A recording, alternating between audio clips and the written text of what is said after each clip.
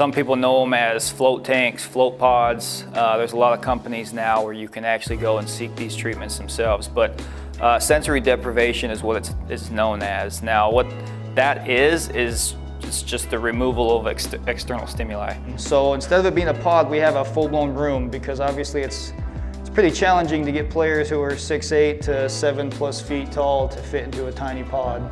Basically what it is it's either a room, a pod, an area that's got about 12 inches of water, so it's really not that deep, but it has on average about 1,500 pounds of salt. So it's like the Dead Sea, it's literally just salt water. So you get in there, and again, it's got so much salt in it, you can't sink even if you tried. So by the time you're floating, you don't feel gravity.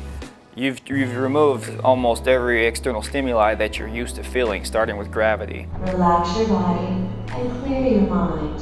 They say it's about as close to replicating being in your mother's womb, and the temperature of that water is 96 degrees. It's the same temperature as your skin.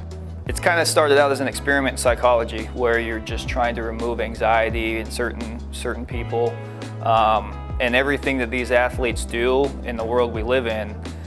Nothing that they do is normal, right? So the travel, the stress, the physical toll, everything that these guys go through, it's basically just a reset for them. Those days where I really feel like I need to reset my whole body and my mind, I get in there. When you take a nap in a float tank, is like an escape, in a different place, you rock and the mind and the body, kind of get it to relax and put it in the right place.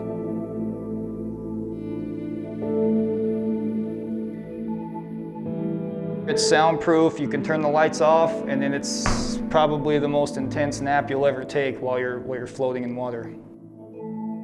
If you came and took a 30 to 60 minute nap in this, I promise you'd feel like you just slept for 8 to 10 hours.